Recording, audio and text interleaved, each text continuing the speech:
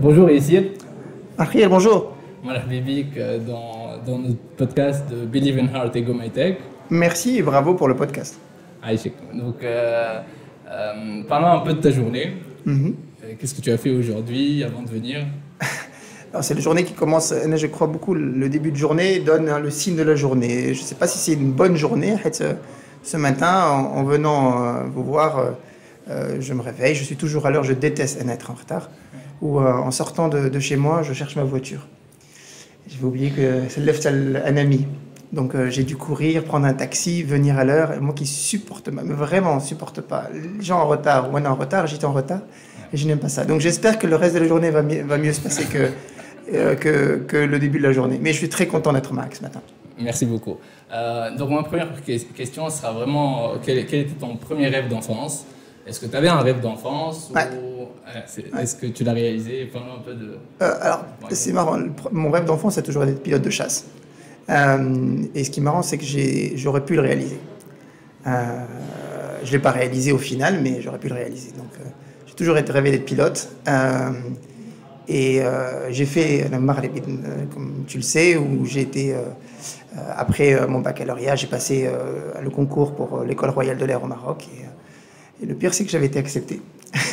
J'avais 17 ans. À 17 ans, avec parfois des impulsions que je ne vais pas regretter d'ailleurs, parce que je pense que j'ai fait le bon choix. Okay. Mais à 17 ans, j'ai fait le choix de ne pas rentrer à l'École royale de l'air et de partir pour faire des études en France, en BAD, et de faire ce qui m'a mené aujourd'hui, après des virages, on en parlera plus tard, à ce que j'aime aujourd'hui et à ce que j'adore. Mais je voulais être pilote et j'aurais pu être pilote, mais j'ai décidé de ne pas finalement, à 17 ans, de faire ce parcours. C'est fou cette histoire, parce que du coup c'était un rêve et jusqu'à 17 ans, tu voulais réellement le faire et Dernière minute, c'était une impulsion. J'étais dans la queue. Incroyable. J'étais dans la queue pour signer mon contrat et je me rappelle, c'était encore les cabines, il y avait des cabines téléphoniques, comme la cabine où Baba, voilà, là, je vais signer, j'ai été accepté.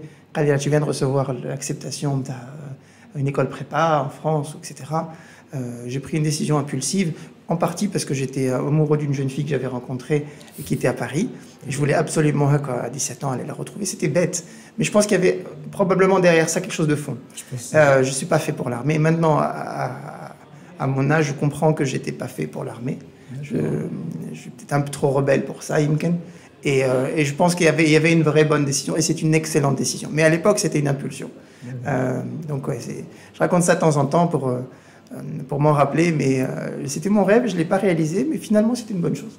Ouais, c'est hyper courageux du coup, parce qu'on parle souvent de gens qui ont, tu sais, des ultimate goals, vraiment les objectifs de la vie ou peut-être des rêves. Et c'est très compliqué pour ces personnes-là de complètement changer de cursus, parce que ça fait des années que tu as le même rêve.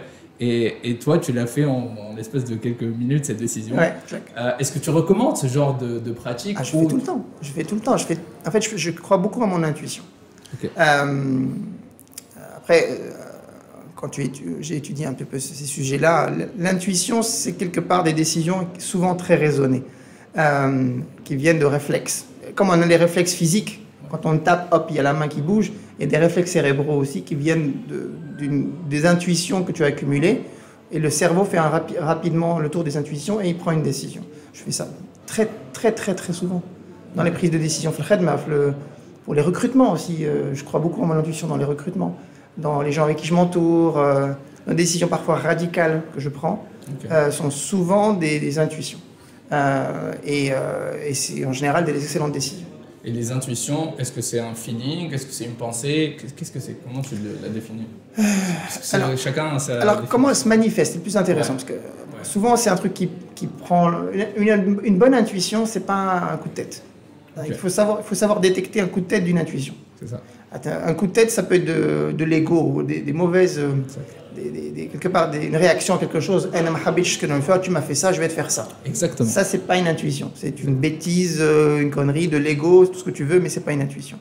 Une intuition, c'est souvent un haja qui est là depuis longtemps, qui est en train de... Comme les signaux faibles qui montent. Et à un moment, il y a un truc qui fait que, hop, le vase déborde, et tu trouves ça tellement logique. Et les décisions en général, tu te dis, mais pourquoi je les ai pas prises avant? C'est ça une intuition. Et après, il faut savoir les écouter. La plupart des gens, je pense qu'on est tous à égalité avec les intuitions. Mais beaucoup de gens ne savent pas écouter leurs intuitions.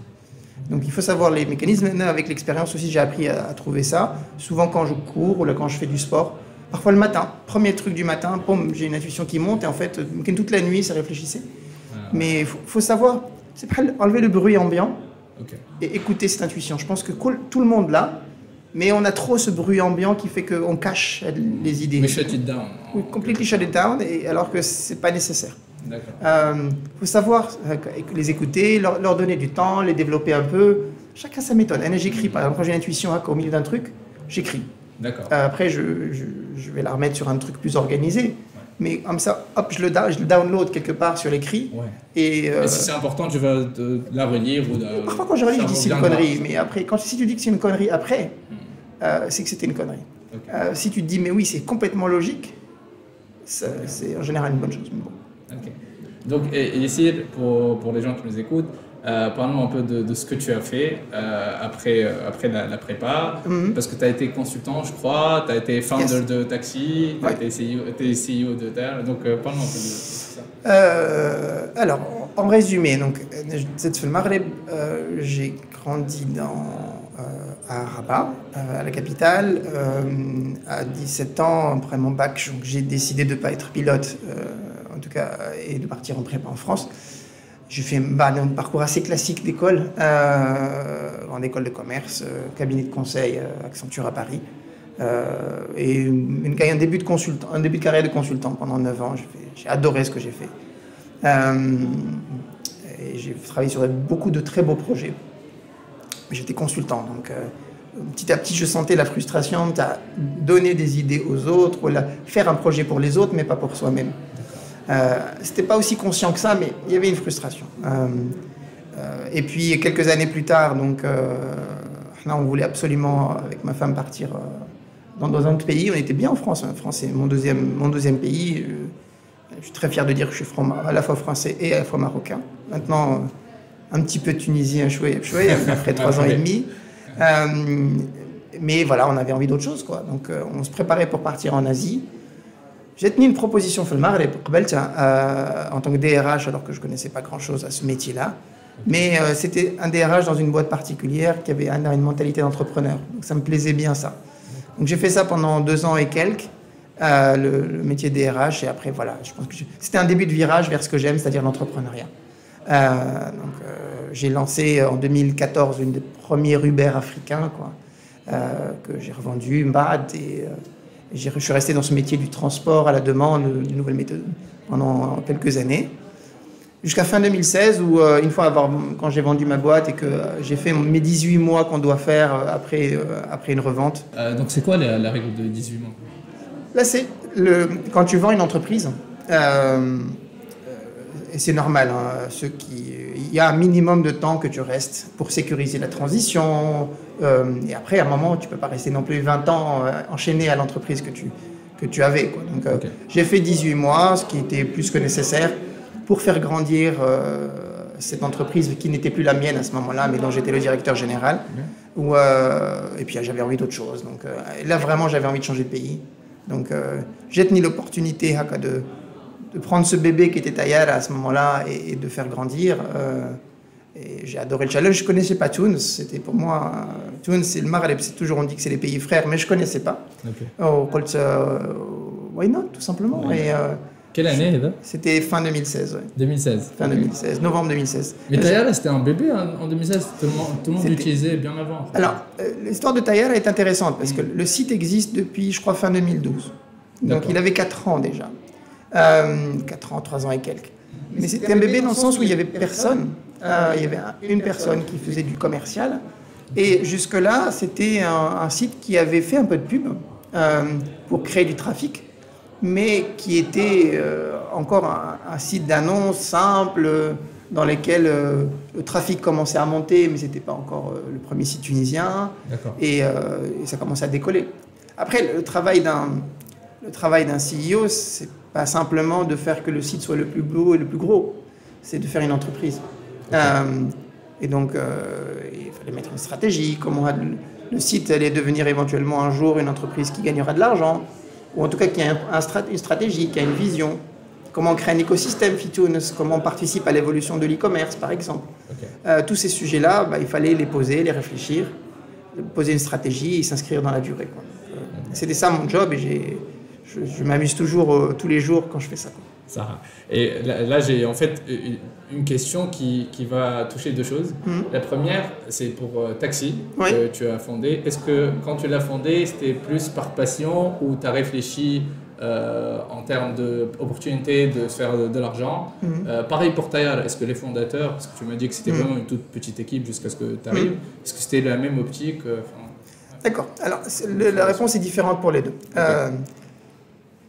Pour Taxi, quand j'ai créé Taxi, c'était parce que je voulais vraiment créer ma boîte. Et donc, j'avais cette impulsion de vouloir créer quelque chose qui est utile. Dans le métier du transport, encore aujourd'hui, en 2020, les problèmes ne sont pas réglés. En Afrique du Nord et en Afrique en général, un des moyens de faire que les gens vivent mieux, que l'économie vive mieux, c'est faire en sorte que les gens bougent plus vite. Je ne sais pas si Fibel ou non, mais c'est à peu près les mêmes statistiques. Il y a 1h30 tous les jours de tous les citoyens adultes qui est perdu dans le transport pour rien. D'accord. Si tu convertis ça, c'est 9% du PIB qui est perdu en temps. Ouais. D'accord. Donc il y a un gain d'efficacité de plusieurs points de PIB qui peuvent être gagnés simplement par de la productivité liée au transport urbain de tous les jours. Très bien. C'est un truc, ça paraît rien, mais on a tellement l'habitude de perdre du temps tous les jours que si tu gagnes le temps. Donc, c'est un sujet qui me tenait à cœur et l'ancien consultant que j'étais a mis ensuite les mécanismes qu'il faut pour étudier le sujet. Donc, c'est un sujet qui me passionnait. Comment on peut mettre la technologie au service d'un problématique des citoyens en bas de l'économie marocaine à l'époque, avec une vision africaine que j'avais à l'époque. Comment on peut faire ça? Après, on a mis les méthodes, etc. Donc, on a créé une start-up, créé Taxi, la faire grandir à Rabat, puis Casablanca, en bas de la chance et l'opportunité de fusionner ça. Enfin, moi, j'étais une poussière devant Karim, mais Karim était un bel start-up qui montait déjà très très fort à l'époque. Ils étaient 60 employés, mais c'était déjà une perle. Et donc, j'ai préféré rejoindre un potentiel de start-up beaucoup plus important que celui que j'avais. Ils avaient à la fois une technologie et des financements que je ne pouvais pas avoir au Maghreb. Et donc, de manière opportuniste, je suis très content de la décision. J'ai préféré plutôt vendre contre quelques actions de Karim plutôt que de garder 100% d'un petit gâteau. Avoir une miette dans un énorme gâteau plutôt qu'un gâteau tout seul. Je suis content parce qu'il est à moi. Donc, par contre, la réponse pour Tayar est différente. Tayar, je voulais à ce moment-là, j'avais fait une première expérience de start-up où la deuxième fois, ce que je voulais, c'était de faire des choses plutôt comme de type intra-entrepreneuriat, c'est-à-dire within a structure. Within a structure, et Tayar appartient à un groupe international, mais qui fonctionne plus une sorte de holding. Je simplifie un petit peu volontairement que d'une équipe qui dit voilà ce qu'il faut faire. Donc on est complètement libre de faire ce qu'on veut, tant qu'on fait les résultats qu'on a promis quelque part à la holding. Donc, mais il y a une structure, il y a d'autres pays avec qui je échange beaucoup avec le Chili par exemple, le Bélarus, la Hongrie, France a le Bon Coin aussi. Donc on échange ensuite pour pouvoir partager. Mais après, on est vraiment l'entrepreneur qui monte l'équipe et qui est assez libre sur sa stratégie. On dit à bord tous les 3 mois où je vais présenter les résultats et la stratégie. Et tant que ça avance, tant que je ne suis pas viré, je continue quelque part. Donc là, c'était différent. Ce que je voulais vraiment, Fitaya, là, c'était faire de l'intra-entrepreneuriat dans un groupe organisé, structuré, qui me permet à la fois d'être autonome, et d'avoir les moyens de l'action, et puis une exposition internationale à des projets beaucoup plus intéressants, quoi. Donc, voilà, c'était une autre chose. J'avais envie d'autre chose. Peut-être que dans ma vie, je ferai d'autres choses encore en bas de l'entrepreneuriat, je ne sais pas. Mais j'ai jamais eu de plan de carrière où je réfléchis par des cycles. Et les cycles, c'est bien de les prendre, de les compléter, de passer à autre chose. Ok. Et pour Taxi, est-ce que tu étais seul dans le projet? Tu avais des financements? Comment tu es arrivé à... Non, j'étais quasiment seul. J'avais quelqu'un qui... Il faut toujours être un petit peu entouré. Donc, il y a quelqu'un qui m'a aidé à réfléchir, à structurer, mais après, c'était essentiellement un projet tout seul que j'ai financé moi-même au démarrage. Je crois beaucoup, en fait, les entrepreneurs qui trouvent un moyen de se financer le démarrage home. Donc, tu as un montant j'ai plus le montant en tête, mais c'est pas le montant qui est important. Le montant, c'est de démarrer. Yes. moi, j'avais la chance d'être peut-être un peu plus âgé que beaucoup d'entrepreneurs qui commencent à 25 ans, donc j'avais déjà un peu d'argent de côté. Où c'est simple, hein, le deal était avec ma femme qu'on mettait un montant fixe. Et une fois que le montant fixe était fini, bah, on a déjà le khadma. Enfin, voilà. Donc si c'était brûlé, c'est brûlé. Point. Donc on a mis ce montant fixe dans le capital et le but c'était de le maximiser, quoi. Ceux qui n'ont pas la chance d'avoir Home, hein, il y a toujours ce qu'on appelle les 3 F, les families, fools and friends. Il y a toujours des gens autour de soi qui sont prêts à miser un peu. Il y a aussi dans l'écosystème des gens qui peuvent aider. Ça peut être parfois des incubateurs, des business angels, etc. Mais il faut démarrer. Les entrepreneurs disent tu n'as pas la mentalité d'entrepreneur, juste pour le provoquer un peu. Parce que parfois avec l'orgueil, la région, je peux, je suis capable. Vas-y. Il faut y aller. Une fois que tu as démarré, je dis ça s'il y en a qui nous entendent, une fois que tu as démarré, les investisseurs, ils regardent les choses, le projet différemment. Il a commencé. Ou l'investisseur maintenant, surtout les investisseurs professionnels, c'est des gens dont le travail c'est d'investir. Donc, s'ils n'investissent pas dans le truc qui va marcher, ils font une erreur. Et si c'est l'investisseur Théni qui a investi, mais ils n'ont pas investi, à ce moment-là, leur chef, il va leur dire pourquoi tu n'as pas investi. Okay. Donc, un investisseur, c'est quelqu'un qui fait son travail. Exact. Donc, s'il fait son travail dans un truc qui est en train de marcher, il va être intéressé. Si tu lui vends des idées, même la personne la plus intelligente, ça reste des idées.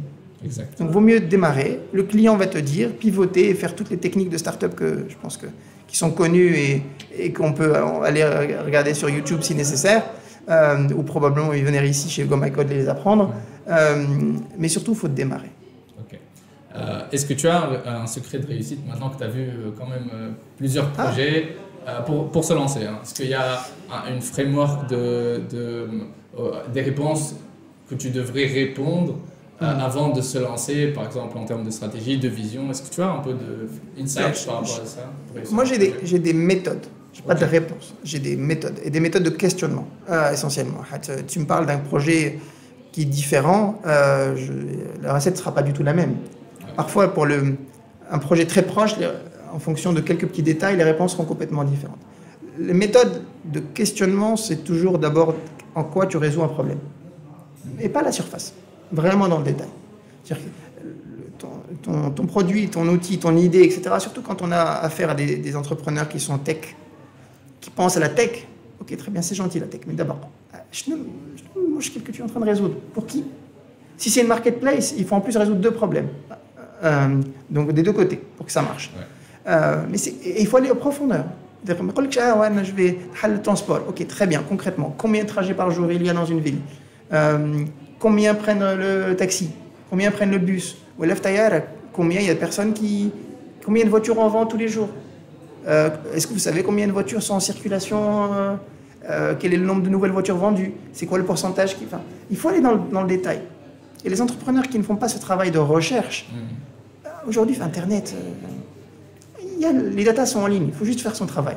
Ou là, au travail, on peut aller dans Wizarat, ou les institutions, l'INS ou la autre, on a les données. Ouais. Donc, il faut bien comprendre le problème dans le détail. La deuxième chose quand on se lance, qui est extrêmement importante, et il y a toujours réécouter le problème, c'est-à-dire écouter le client. Ne pas aller trop vite, la taille, ne pas se disperser, focaliser bien sa demande, et écouter. On peut avoir des intuitions, mais parfois les intuitions, elles permettent de démarrer, mais réalité.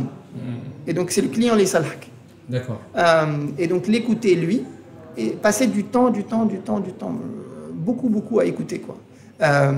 Notamment la phase de démarrage. La phase de démarrage, elle est critique. On dit souvent que c'est mieux d'avoir 100 clients très fidèles pour qui tu fais un produit parfait que 10 000 clients qui disent ton produit il est ouais.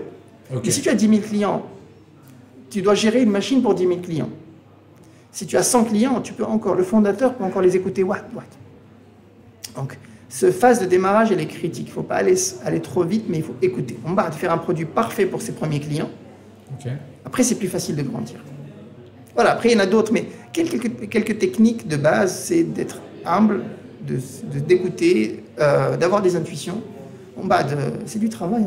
Okay. Et aussi du pivot, c'est bien que tu as mentionné ça. Le fait de commencer, ça te permet de comprendre un peu plus les choses et de plus te fier à cette idée ou juste intuition, mais de voir réellement est-ce que c'est pragmatique, est-ce que ça résout quelque chose. Et si c'est pas le cas, tu peux toujours changer, au moins tu as quelque chose et tu peux bâtir dessus. Exactement. Le pivot, c'est une des techniques. Après, les pivots, il faut les faire au bon moment, il faut bien les faire. Encore une fois, l'avantage aujourd'hui, c'est que des institutions, des organisations, du learning, de YouTube, un entrepreneur qui ne sait pas ce que c'est qu'un pivot peut apprendre ça immédiatement. C'est vrai. Donc, par exemple, mais les mots, limite, il suffit de faire 3-4 podcasts ou 3-4 vidéos et on les apprend. C'est pas ce que c'est que pivot qui est intéressant. Les gens qui acceptent de faire un pivot, c'est des gens qui ont suffisamment d'ego au bon endroit. Si on a un ego, là c'est mon idée, je vais la faire réussir, on ne réussit pas comme ça. On peut avoir un ego sur la mission. On a une mission, et notre mission, ça peut être de simplifier la vie des gens. Voilà, je sais pas moi, faire en sorte que les gens trouvent une voiture plus vite. Ou la faire en sorte que l'économie soit plus circulaire, c'est-à-dire que les choses aient une deuxième vie. Que les micros qu'on utilise aujourd'hui, un jour ils auront une deuxième vie, peut-être dans un studio différent. Que les appareils photo ne soient pas partout, mais ils soient utilisés peut-être ailleurs. C'est ça, cette mission de deuxième vie, on y croit beaucoup chez Tayara par exemple. Et donc, par contre, comment la délivrer, ça c'est le client qui va te dire. Et qu'est-ce qu'il dit le client du coup chez Tayara? Il nous dit beaucoup de choses. Ils sont exigeants maintenant, nos clients. Et on dit souvent que les meilleures startups, c'est les startups où les clients sont durs, honnêtement, si nos clients ne disent rien, c'est qu'ils s'en foutent. S'ils s'en foutent, on ne marchera pas.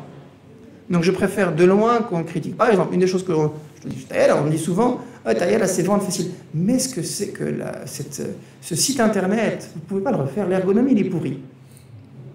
Ok, ils le disent, et je les écoute. Et honnêtement, le site internet, il est pourri aujourd'hui, maintenant quand je les écoute. Donc on est en train de faire un travail de recherche, par exemple, et d'amélioration de la future version. Et il faut leur donner, quand ils ont raison, quand ils sont tous en train de dire la même chose, c'est pas toi qui as raison, c'est eux. Voilà, tout simplement. Quand ils nous disent par contre, bravo Ali, comme sur ça ou ça, on le prend et on se dit, qu'est-ce qu'on a fait pour réussir X Par exemple, en ce moment, surtout après le confinement, on bat des records en termes de trafic, ce qu'on appelle la de liquidité, c'est-à-dire la rapidité de vendre le bien. Ok, mais qu'est-ce qu'on a fait pour réussir ça? Donc on a analysé, on a 2-3 trucs, maintenant on les amplifie, on met des équipes qui ne travaillent que sur ça. Donc il faut écouter, analyser. J'aime bien les données, donc il faut être assez data-driven.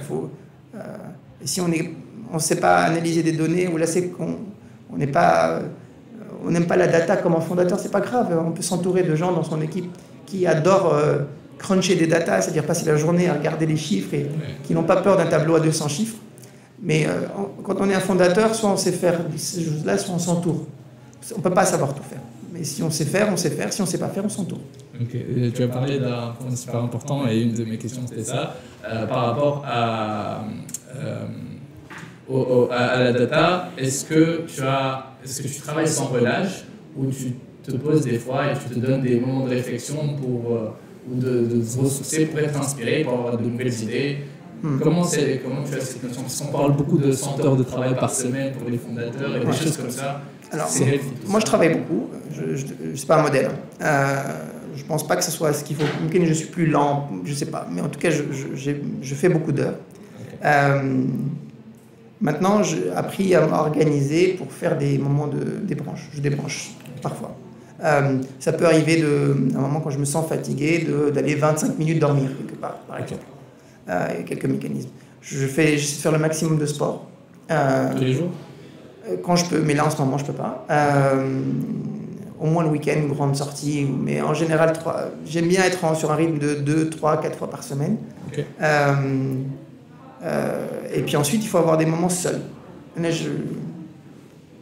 Ça m'arrive régulièrement dans la semaine d'aller manger seul.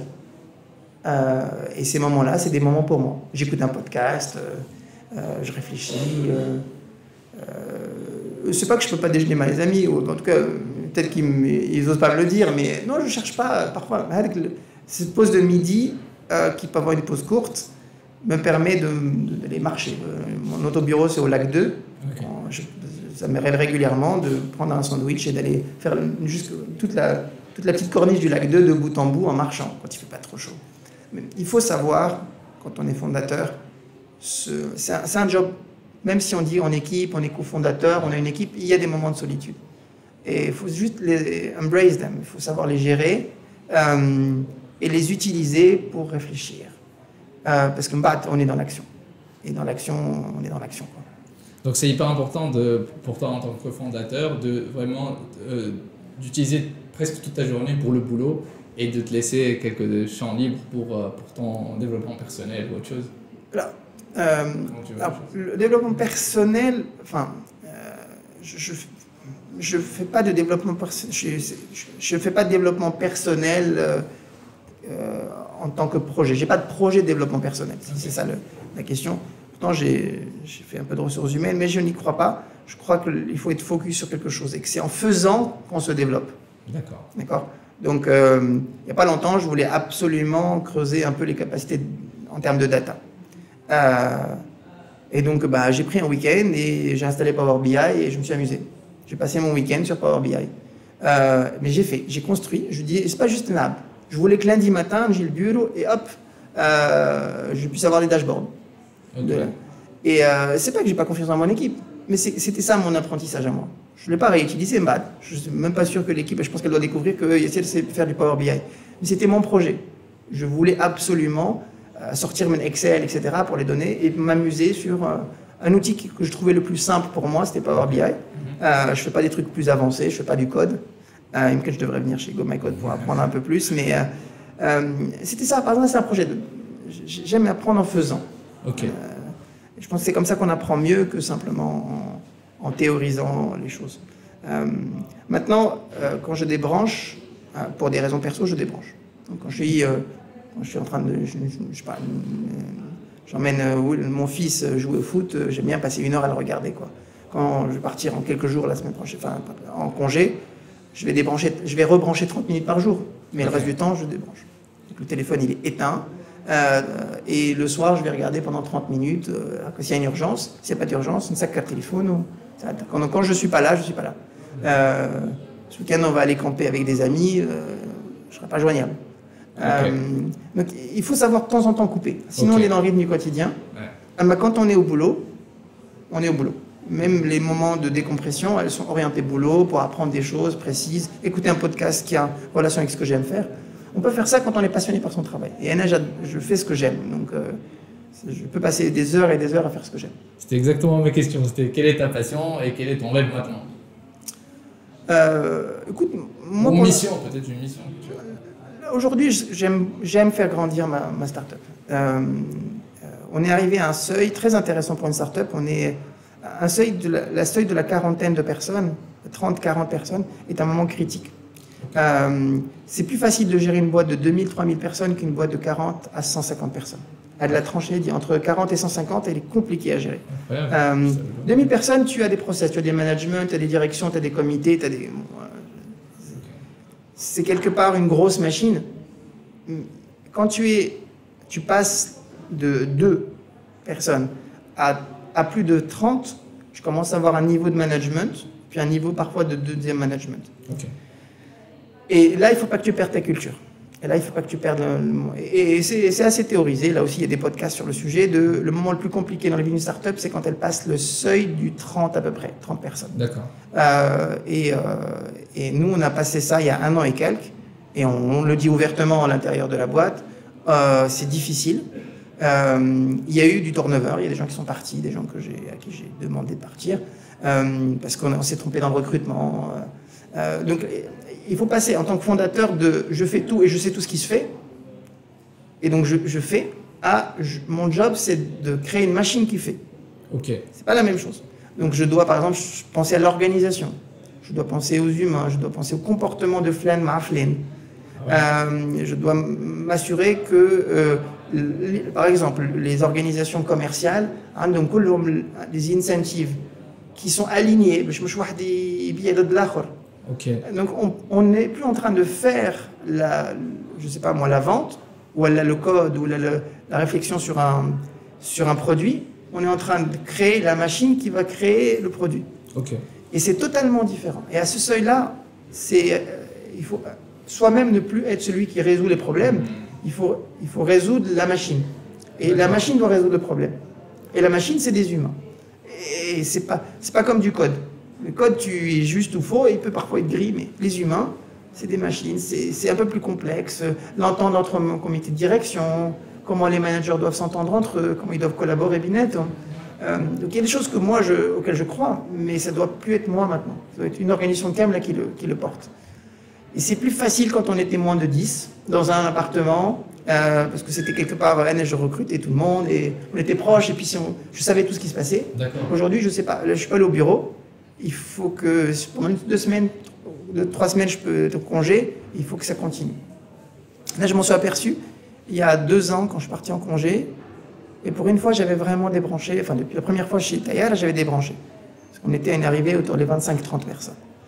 Et quand je suis revenu, après presque 3 semaines d'absence, j'étais juste à Coslac de temps en temps, je suis rentré, je me suis installé, et on m'a dit « Ah tiens, bonjour Issir, comment ça va ?» Et puis, j'en continuais. Okay. Et j'étais gêné toute la journée. Le soir, on en parlait avec ma femme, et elle m'a dit « Bah oui, c'est que ils n'ont plus besoin de toi au quotidien. » Et c'était un moment magique. J'ai compris qu'enfin, je pouvais... mon travail, c'était pas de travailler sur la journée. Mon travail, c'est de travailler sur le système de l'entreprise. Et depuis là, je donne beaucoup de temps et beaucoup d'énergie. J'ai abandonné un certain nombre de choses opérationnelles que je faisais. Ouais. Je les ai laissées à mes équipes. Et maintenant, mon job, c'est tout le temps ça. Et Tayara va beaucoup, beaucoup mieux depuis que j'ai compris ça. Et que 100%, les 90% de mon temps, il est dans améliorer le management et la manière dont ça s'est organisé, la culture de l'entreprise, les attitudes dans l'entreprise, plutôt que de résoudre le problème technique, ou d'améliorer la vision de Talentski, le site job board, ou améliorer l'équité sur Imo Expert, notre site d'immobilier, ou quoi que ce soit. Ok, et c'est incroyable ce que tu dis.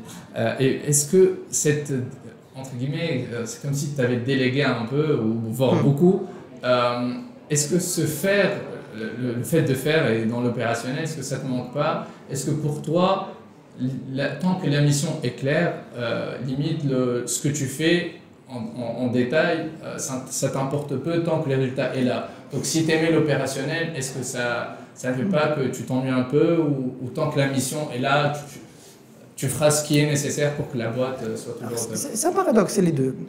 Et donc il faut accepter, quand on est CEO, les paradoxes. J'adore parfois aller dans le détail, j'adore m'asseoir avec... il y a un intern qu'on a recruté il n'y a pas longtemps qui a un excellent data, et on est rentré dans l'analyse de données ensemble, parce que j'adore la data, et on s'est amusé. Je suis rentré hyper dans le détail, dans la segmentation client. Mais il a un manager et un moi. Donc et à un moment, je me suis dit, mais attends, je suis rentré parce que je me fais plaisir, et je suis en train de l'aider, il adore ça, mais en même temps, je suis en train de court-circuiter le management. Donc, est-ce que je le fais, est-ce que je le fais pas? Donc, mon job n'est pas de faire ça. Je peux me faire plaisir éventuellement, mais il faut aussi à un moment que je fasse attention, c'est ce que j'essaie de maximum de faire, de ne pas donner d'instructions. Je peux donner un avis, mais pas une instruction. Donc ça, c'est tout ce qu'il faut réussir à faire. C'est de bien se positionner, de bien comprendre ses propres envies. Ouais. Par exemple, je sais pas, je suis quelqu'un qui n'aime pas, qui aime bien parier sur un client. Par exemple, de temps en temps, je vois un nouveau client, je me dis que ça peut être du potentiel, je peux dire à mon équipe commerciale, tu sais, une gratuité par exemple, pendant quelques jours, et j'ai une des versions payantes de Tayara, où je trouve mes commerciaux sont largement meilleurs que moi en termes de commerce. En sales, lui, non, il va payer. Mais attendez, mais donne-lui une gratuité, etc. Non, pas besoin, dès qu'il a besoin, il paye, il marche, etc. Si tu lui donnes une gratuité, tu vas l'habituer. Oui. Ils ont raison. Ouais. Donc, c'est en s'entourant de gens meilleurs que soi, je répète ça souvent, que tu peux déléguer. Si tu recrutes des gens, juste pour les recruter, et qu'en plus tu aimes faire le détail, tu vas être malheureux ou tu vas les rendre malheureux. Donc recruter que des gens qui sont meilleurs que la personne, que NT en tant que dirigeant, dans le poste adéquat. Donc en gros, ce que tu es censé faire, c'est de comprendre un peu tous les métiers, de savoir bricoler un peu sur à peu près tout. Je saurais faire un rendez-vous commercial, je saurais faire de la direction financière, un petit peu, mais je le ferais mal. Je saurais à peu près le faire de tous les postes dans la boîte. Mais le mieux, c'est de recruter des gens experts en chacun des postes et de faire en sorte que je suis un entraîneur. Si je commence à jouer sur le terrain, je vais mal jouer. Ouais. Mon job, c'est de rester sur la touche et de recruter les bonnes personnes le meilleur attaquant, le meilleur goal, et celui qui ne veut pas jouer en équipe et qui veut dribbler tout le monde, etc., je le sors. Okay. C'est aussi simple que ça. Mon job, c'est de dire on joue au 4-4-2. Okay. Pourquoi? Parce que c'est moi l'entraîneur. Ok, moi j'ai une stratégie, etc. Ouais. Mais c'est moi qui décide. S'il y en a un qui dit non, mais moi je pense qu'on devrait jouer, je sais pas moi, avec un pivot central, 3 attaquants, oh, ok, merci beaucoup, allez, atteignez les éléments. Je suis d'accord. Je lui dis merci beaucoup, mais c'est moi le chef. Donc c'est comme ça qu'on va faire. Et s'il ne veut pas jouer, je le sors. Mais à un moment donné, il faut prendre des talents pour les écouter. Mais celui qui est officiellement nommé pour recruter, décider la stratégie et être responsable, hein, l'entraîneur dans une équipe de foot, quand il ne marche pas, il vire. Donc si ça ne marche pas, c'est moi qui sauterai.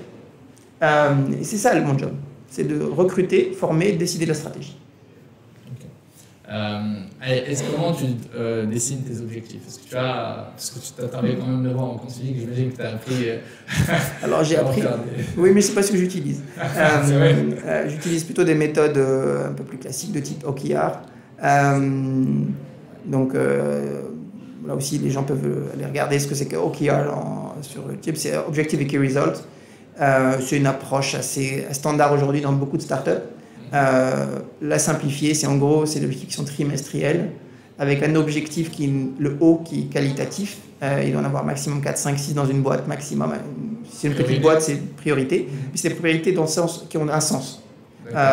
Et ensuite, tu les déclines en KR, en Key Results, avec des objectifs très précis. Donc, je ne sais pas, moi, par exemple, là, on doit s'assurer, un de nos objectifs, c'est de faire en sorte qu'on augmente la liquidité sur la fashion, par exemple, de X nombre de leads par jour à X nombre de leads par jour. Voilà, c'est très précis et ça fait partie d'un objectif un peu plus large qui est d'élargir l'audience de Tayara à un public plus jeune, plus féminin. Voilà, ça c'est un objectif, des key results qui sont précis.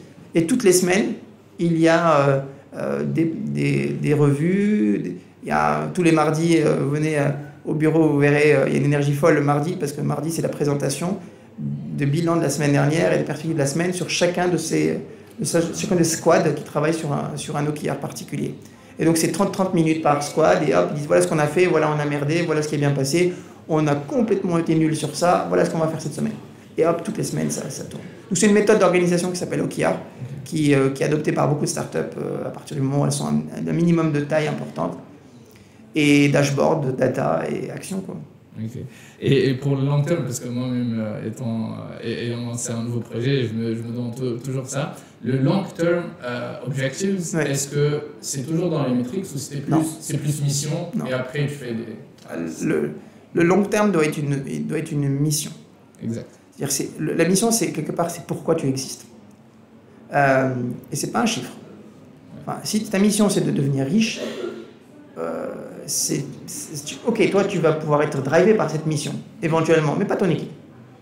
Donc c'est la mission d'organisation, à quoi elle existe, à quoi elle sert. Okay. Ensuite, ça c'est très important parce que c'est ça qui va fédérer toute ton équipe autour de cette mission. Ensuite, tu peux avoir une vision qui est quelque chose d'un peu plus court terme et un peu plus précis, un peu plus business, et qui peut changer avec le temps. Ça c'est des cycles d'1 an, 2 ans, 3 ans. Cette vision, c'est comment tu vas y arriver. Donc la mission, c'est je veux aller en haut de la montagne.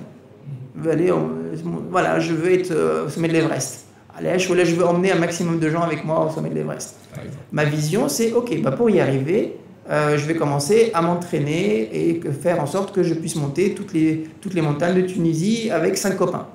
Ça, c'est les 2 prochaines années. Une fois que j'aurai fait ça, je pourrai avoir une vision un peu différente. Après, tu peux avoir tactiquement au quarter des objectifs précis. Et là, tu mesures les indicateurs. Mais si tu mets les indicateurs dans le long terme, d'abord c'est trop loin pour que tu puisses avoir un drumbeat. On est des humains, on aime bien. Allez, la plupart des humains, on est tous pareils. C'est-à-dire que tu nous donnes un truc en une semaine, la veille on accélère. D'accord ? Tu donnes des devoirs, la veille on passe la nuit. Tu me donnes 1 an, le dernier mois je vais accélérer. Tu me donnes 10 snin, la dernière année je vais accélérer. C'est vrai.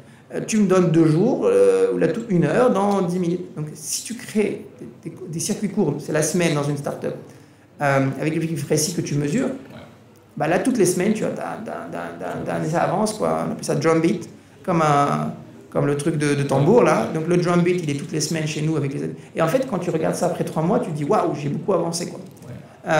Donc le drum beat il peut être à la semaine avec des chiffres. le long terme doit être plus qualitatif et quelque chose qui inspire. Exactement. Moi, ce que je fais, c'est que je colle, j'ai un mur chez moi, et tous les matins, je le lis et j'ai une mission et des frameworks ou comment réaliser ces objectifs-là.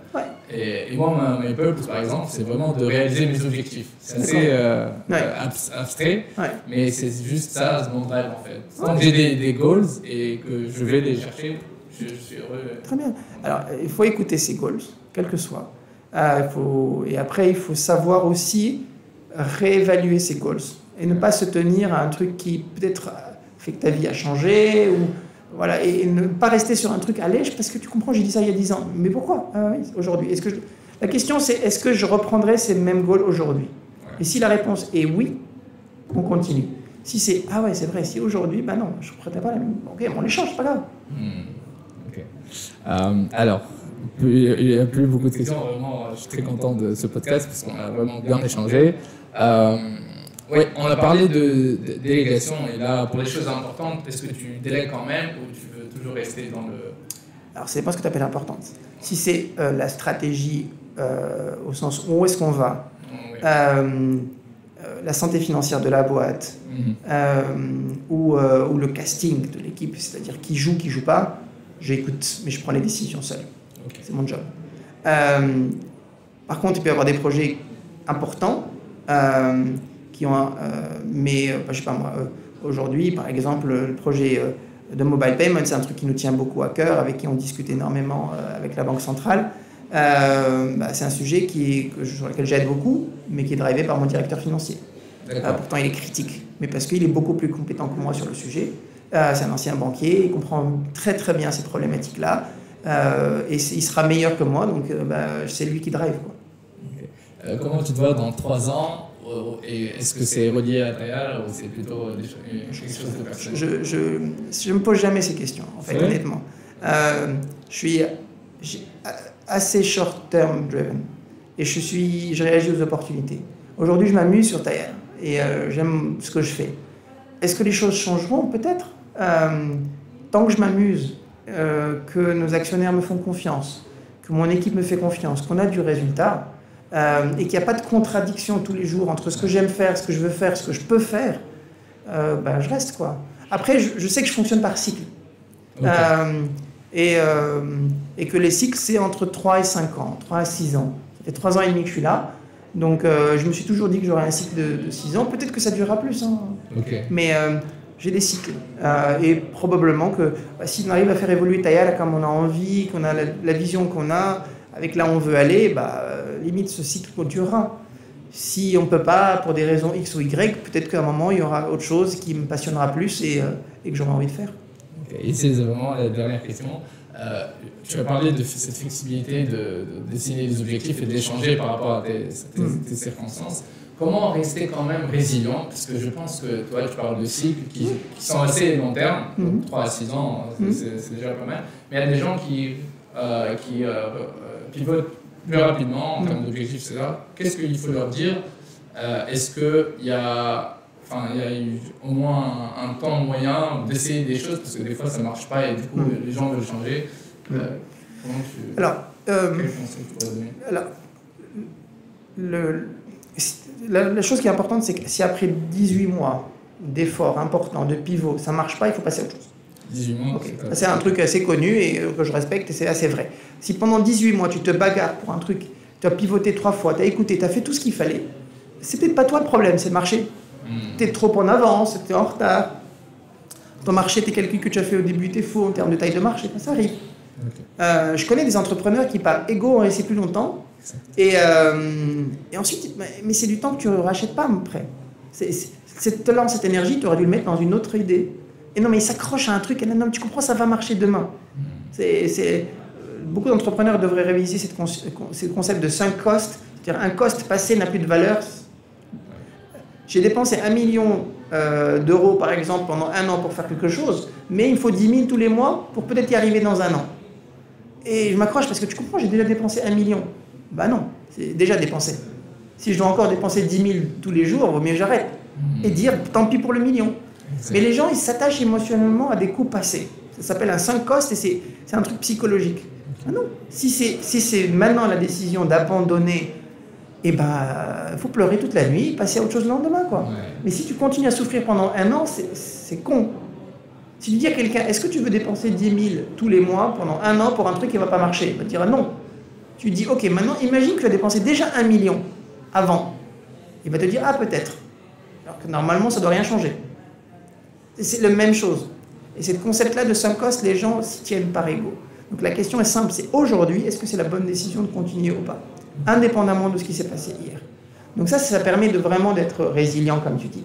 Une autre méthode de résilience, moi je crois beaucoup, c'est il y a une vidéo qui s'appelle Why Worry, j'encourage tout le monde, moi c'est mon motto dans la vie, et elle dure 8 minutes 30, c'est facile, c'est un gourou indien qui fait un truc très simple, et qui dit en gros, ok, première question qu'on devrait se poser tous les matins, c'est est-ce qu'on a un problème dans la vie? Est-ce qu'on a vraiment un problème? Parce que parfois on grogne mais on n'a pas de problème. Okay. Donc quand on n'a pas de problème, why worry? Pourquoi s'inquiéter? Ok, si tu as, comme beaucoup consultants, tu as un truc, si jamais tu as un vrai problème, deuxième question que tu dois te poser, c'est est-ce que je peux faire un truc? Can I do something about it? Si la réponse est oui, why worry? Si tu peux le faire, pourquoi tu pleures? Vas-y, et ne pleure pas. Ouais. Donc, si tu as un problème dans la vie, oui, est-ce que tu peux faire une chose? Oui, toujours why worry? Si tu as un problème dans la vie, deuxième branche, est-ce que tu peux faire un truc dans la vie? Non, why worry? Donc, tu peux rien faire parce que, je sais pas moi, coup ma tarte. Est-ce que moi je peux changer ça? Donc pourquoi je vais m'inquiéter? Donc c'est très simple. Au final, cette philosophie dans la vie arrive toujours à why worry. Okay. C'est soit tu peux faire un truc dans la vie et arrête de pleurnicher, fais-le. Soit tu peux pas faire, donc accepte-le, réfléchis à ce que tu peux faire et fais-le. Soit tu n'as pas de problème à la base et tu es juste en train de pleurnicher. Et donc dans tous les cas, quand tu as cette philosophie-là, tu es super résilient. Parce que tu t'attaques et tu focalises sur ce que tu peux faire. Le reste, tu l'oublies et tu te focalises uniquement sur quoi tu peux avoir un impact dans la vie. Moi, je fais ça tous les jours. Depuis que j'ai découvert cette vidéo, je garantis, elle commence par I have a beautiful slide, it's going to change your life. Okay. Et c'est tout bête, mais elle m'a changé ma vie il y a quelques années. Aujourd'hui, je vis beaucoup mieux, je dors beaucoup mieux, parce que je fais uniquement ce que je sais sur quoi je peux avoir un impact. Le reste, ça sert à rien. Why worry? Ok. Donc tous les matins, tu fais ça? Why worry, c'est une philosophie. Les gens dans mon bureau, ils connaissent. Hein. Maintenant, c'est devenu même... j'entends parfois dans une réunion que je passe, quelqu'un qui dit « Longtemps, mais why worry ?» C'est bon, quoi. C'est que le message est passé, quoi. Donc, why worry, si vous regardez sur YouTube, vous avez un visage d'un gourou indien très marrant. Il est hyper connu en Inde, qui a beaucoup de belles vidéos, mais celle-là dure 1 minute 30. Elle est fantastique et en effet, elle a changé ma vie. On va encourager tout le monde à la regarder. Ici, merci beaucoup. Je t'en prie, c'est un plaisir. Et j'espère te voir très bientôt. Inch'Allah, Inch'Allah. Bravo. Merci beaucoup.